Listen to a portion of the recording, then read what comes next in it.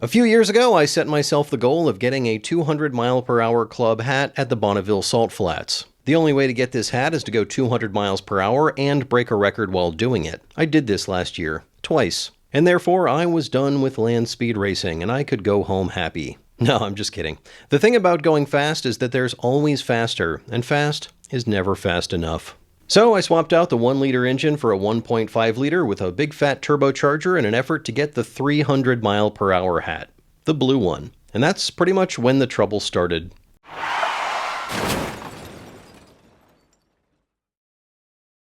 When we last left off, I was sitting in my garage looking at a pile of melted and shredded clutch, wondering if I would even make it to Speed Week this year. The clutch had turned to glitter in a dyno session, and we still hadn't tuned up the engine yet. But we had a couple of weeks, and I've done more with less time in the past, so we went for it. The clutch I was previously using was a boost compensated clutch. It has a pressure tap that comes from the intake, so your boost pressure pushes on a diaphragm that's connected to a bearing. So your extra air pressure from the turbo turns into extra force on the clutch. Even before I tried it, I didn't love this. It doesn't look particularly well thought out, and it seems like an odd load path into the case cover.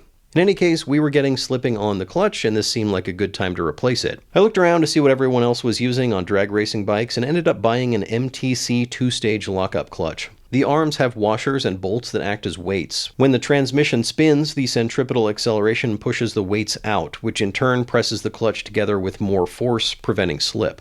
I called up their tech support and they recommended about 12 grams of weight on each arm. And this worked great. Shout out to MTC. I also replaced the clutch plates since they were, melted. The other problem is the actual dyno. I like this dyno place, but I don't like these hub dynos. They're just not good for motorcycle engine cars. They don't have any inertia and they're tough to get moving in higher gears. So I shopped around and found a roller dyno.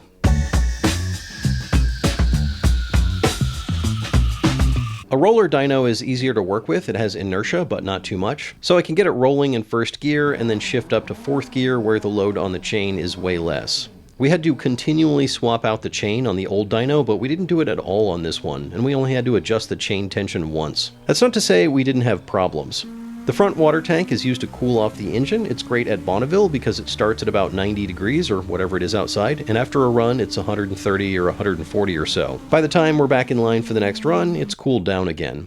But on the dyno, it just gets too hot too fast. So we have a hose going into it, filling it with cool faucet water while pushing out the hot water. But somehow the drain hose got pinched, so the whole tank pressurized and burst at the seams. This sprayed water everywhere. We also had one of the cylinders cutting out later in the day. I thought this might be because the spark plug gap was too big and the turbo was blowing out the spark, but we noticed our voltage was getting really low. As the day went on, the whole engine would cut out at the top end of the run. It got near the end of the day and we couldn't figure it out, so we had to call it and go home. Typically, you don't want to change more than one thing at a time, but we were about a week and a half from Speed Week, so I just started solving possible problems by spending money, which is never the best way to solve problems, but it does often work. I swapped out our secondary fuel pump for a more efficient one. I added extra ground wires, bought new surface gap spark plugs and new coils, upgraded the voltage rectifier, and bought a new battery just in case.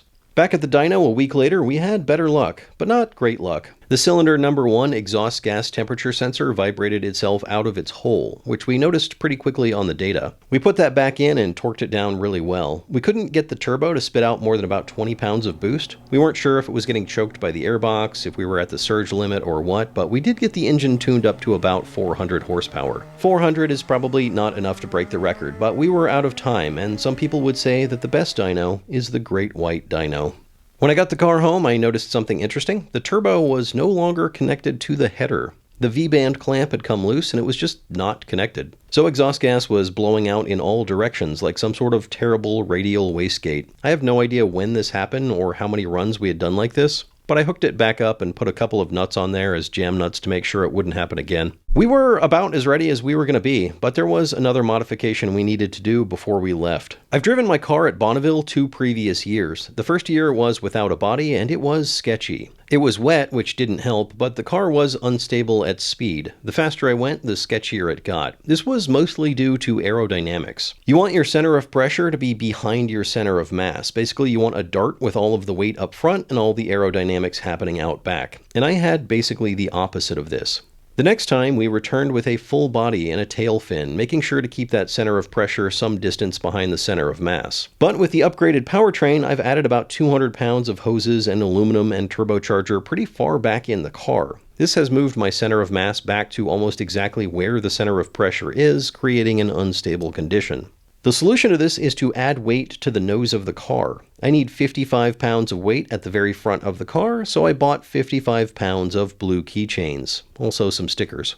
We packed the nose full of as many keychains as we could cram in there, and then started adding more around the side of the car, under the floor, and in the footwell. The nose of the car is always awkward to put on, but now it needs 3 people because it's kind of heavy. We did a few more upgrades. I made new class stickers for the car, carefully picking out my B-holes. We changed the gearing, lathing down a sprocket to fit, packed everything up, and drove through 10 hours of absolutely nothing. There is a lot of nothing in the western United States. We did have a couple of on-the-way problems. We almost lost a trailer fender and a license plate. This trailer is looking pretty rough for only being a couple of years old.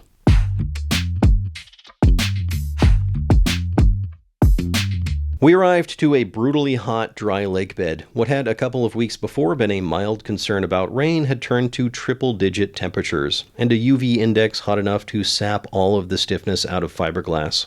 We went through tech inspection without issue, and we picked up a copy of the new calendar, and guess who's on the cover? Nice. The next morning we hit up the driver's meeting, then got in line, and got ready to go. The first run was going to be a shakedown run, nice and easy, up through the gears, just to make sure everything is working right. The salt can be pretty hard sometimes, not quite like concrete, but more so than you'd think. But other times it can be slippery, and this was a slippery year. The water table was high, and as the sun heated up the surface, it counterintuitively became more slippery. I had never broken traction on the salt before, but this year, with the more slippery surface and nearly twice the horsepower, I was sliding all over the place. I could not get the rear tires to stick. I forgot to turn on the traction control for the first run, but that was fine because we found out later that I had the wheel speed settings wrong. So I was just kind of sliding around and short shifting all the way to 6th gear. The canopy started to peel away from the rest of the body. I'd had this problem in previous years where the sides would pull away, and I tried to fix it with some printed fingers that held the sides in, but I didn't have any reinforcement at the top. So it just kept deforming the canopy until one side popped out of its fingers. I didn't actually notice this because it was out of my vision and I was focusing on trying to keep the car straight, but then near the 4-mile mark, the canopy let go entirely and the whole thing popped up a couple of inches. It was immediately stable, so I just kept in the throttle all the way to the end of the course. This is kind of wild to think about. The canopy has a bunch of force pushing it down from the high pressure buildup on the windscreen, but as the air accelerates over the curved part, it creates a very low pressure area, enough to pop the canopy latch past its striker. This is, by my best guess, at least 100 pounds of force. But then once it's just a couple of inches up, it's in total equilibrium. I could feel the car stop accelerating and slow down a bit when the canopy popped open, so there was more speed in it. I pulled the chute, slowed down, and got my speed. 305 miles per hour on my shakedown run. The record is 324, and it was looking like we might be able to do it, as long as we could figure out the canopy situation, and also the floor. Apparently the floor came loose near the front, peeling away from the aluminum mounts, and some of our keychains got sucked out. We dropped the floor to find that one of the bags had ripped open, and we had scattered a handful of keychains across 2 miles of the course. Pretty embarrassing, and apologies to the organizers for not securing these better. We removed all of the ones that weren't absolutely secured and added some reinforcing rivets in the floor. We handed out some of the more mangled ones to some viewers who stopped by the pits to say hi. We also found out, looking at the data, that our gearing was not what I expected it to be. I was expecting a top speed with those sprockets at around 340, but it actually topped out at about 312. I have a spreadsheet for the gearing, and I had updated the tire diameter previously based on last year's run, but I didn't update all the cells, so rookie Excel mistake. And I had to cut off one corner of my engineering license. We swapped in the taller gearing, in fact the tallest gearing we had, which would give us a maximum speed of 375. We didn't expect that we could hit that, but since I was breaking the tires loose all the way through 1st, 2nd, 3rd, and most of 4th gear, we figured having taller gearing wouldn't necessarily be a bad thing. We also tried to figure out how to fix the canopy situation. There are a lot of good fixes for this, but most of them require time and a workshop and materials that we just didn't have. This is one of the toughest parts about land speed racing. There are a lot of things you just can't test without going fast. You can't take it to a test and tune at a local track. There are only a few races a year, so you have to do your best, show up, hope that everything works, which it won't, and then be ready to fix all of the things that you didn't know you didn't know. We figured the side peeling apart was part of the problem, so we stretched some cable across the top and bottom to keep it in shape. To keep the cables in, we tried to drill through some bolts and then use a jam nut, but the drill bits were not up to the task. So I used a cutoff wheel to carefully cut slots in the bolts. It was a little unsettling to have the cables right in front of my face, but they didn't block my view and my helmet wouldn't move that far forward anyway, so it seemed fine. Maybe not the best solution, but good enough? I guess we'll find out.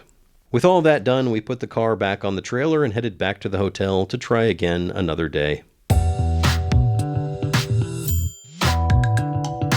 We got in line early on day 2 as the record return runs were finishing up. There were people in front of us, but most of them were not ready when the time came, so we were told to get to the front, where I quickly got ready and in the car.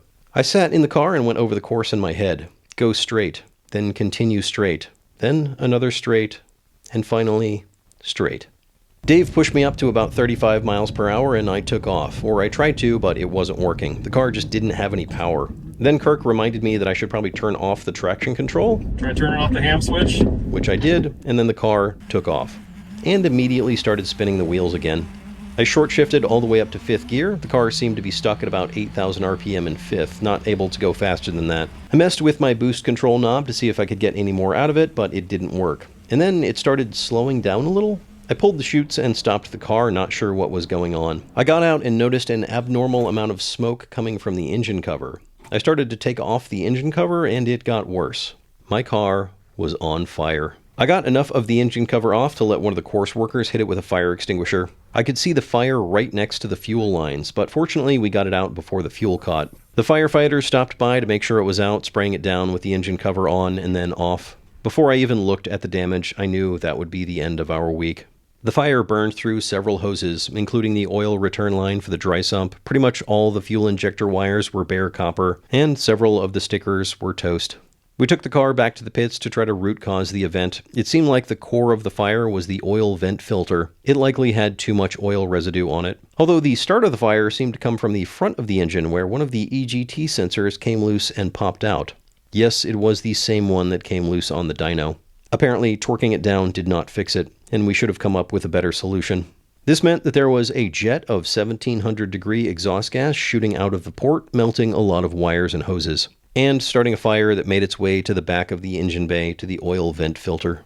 Lots of work would need to be done, rewiring a lot of components, replacing some, new hoses, fiberglass repair, and a small patch of new stickers on the engine cover. Probably the oil catch can vent will need to be routed outside of the car, and the EGT sensors will need to be safety wired in place somehow. We packed up and left, but not before one of the 300-mile-per-hour guys tried to rub off some blue hat luck. I did have one last genius idea on the way home. There's always a load of salt on the tow vehicle, and I have to thoroughly clean it off, otherwise it will ruin said tow vehicle. And I will have to drive it off a cliff, like I did with my last tow vehicle, which I don't really want to do again. Well, I remembered there is a river crossing at the end of Mojave Road, and it's only about 15 minutes off the highway on our way back. That would wash off all of the salt from the van for sure. So we took a small detour and then dropped off the trailer while we went to the river crossing, only to find it completely dry.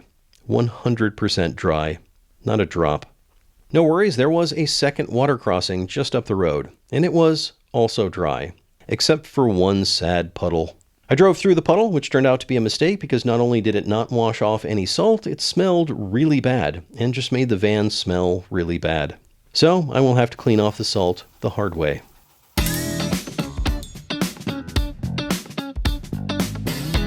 I didn't get to say this at the time, but thank you to Dennis for being quick with the fire extinguisher and helping to limit the damage. And also thank you to Caden, Jim, Lee, and the other volunteers, as well as Heather and Bill for coming by to help out and to make sure that I was okay. It seems weird to say this, but having now had a fire on the salt, I actually feel more safe knowing how well prepared the team out here is. You can tell they've been doing this for 78 years. I've said it before, but it's amazing how smoothly everything seems to run, even when things don't go to plan. And it is appreciated. All things considered, this wasn't too bad as far as fires go. If it had burned through the fuel lines, it would have been so much worse. And while I was a little bummed out, I wasn't on fire, which is good, because I really don't want to be on fire. It was a disappointing way to end a short week, but it wasn't all bad. We saw lots of cool cars, some of them broke records, I got to go over 300 miles per hour, and I got my unlimited license, so now I can officially go as fast as I want to. or at least as fast as I can. We will repair the damage, we will rewire and replumb the car, and we will deal with the only thing more corrosive than salt: fire extinguishing agent. And if you'd like to buy a keychain, too bad, because I still need those. They're my ballast to get the center of mass further forward, and there is another event in September, World Finals. We will make sure the keychains are fully secure this time. Sign up for the Patreon to help support the repairs and to be first in line for the blue keychains when those become available. We will be back in a few weeks with a faster and hopefully less flammable car. Thanks for watching.